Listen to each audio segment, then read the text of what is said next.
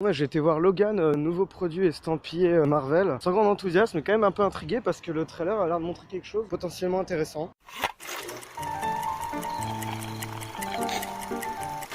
L'histoire se situe dans les années 2020 à peu près.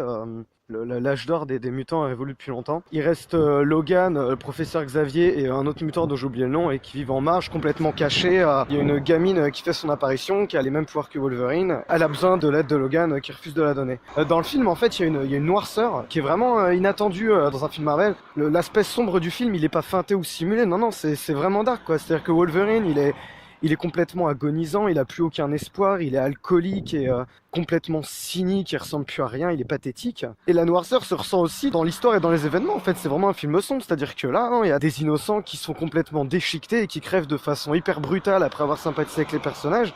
C'est un monde vraiment noir qui est dépeint et c'est très surprenant et assez bluffant. Et dans les combats, ça se ressent aussi, quoi. Ils sont d'une violence qui sied enfin à ce personnage de Wolverine qui est une brute.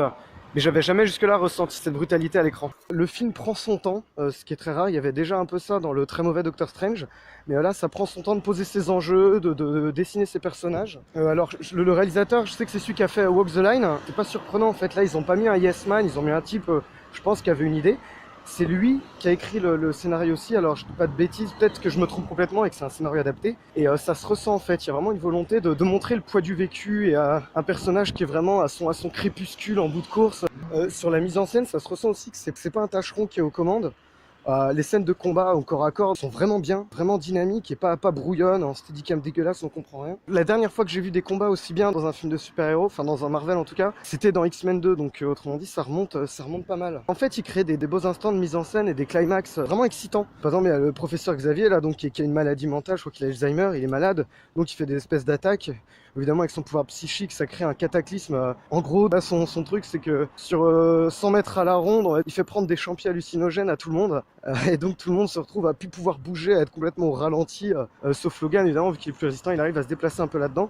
Alors là, niveau mise en scène, c'était pas dingue ces effets-là. Ça méritait d'être un peu mieux foutu visuellement. Ça crée quand même des moments assez forts. Autre chose que j'ai pas l'habitude de voir dans les Marvel, c'est de l'émotion. Bon, il y en avait un petit peu dans les Gardiens de la Galaxie, mais c'était plus sur la nostalgie. Là, vraiment, il y a de l'émotion, le film est poignant. Enfin, personnellement, j'ai chialé à la fin du film. Non seulement j'avais jamais été ému devant un Marvel, mais alors chialé, je m'y attendais vraiment pas. Et c'est signe qu'en fait, l'écriture des personnages, tout repose là-dessus. Et c'est vraiment poignant et touchant. Le film a un côté western, c'est complètement assumé, puisqu'à un moment, les personnages sont dans une chambre d'hôtel et regardent un western dont j'ai oublié le nom. Et d'ailleurs, les phrases qui sont prononcées pendant cet extrait de film dans le film seront réutilisés par un des personnages ensuite, et c'est quelque chose d'un peu casse-gueule qui peut être un gimmick agaçant ou irritant dans pas mal de films. Là, ça passe très bien et c'est vraiment malin.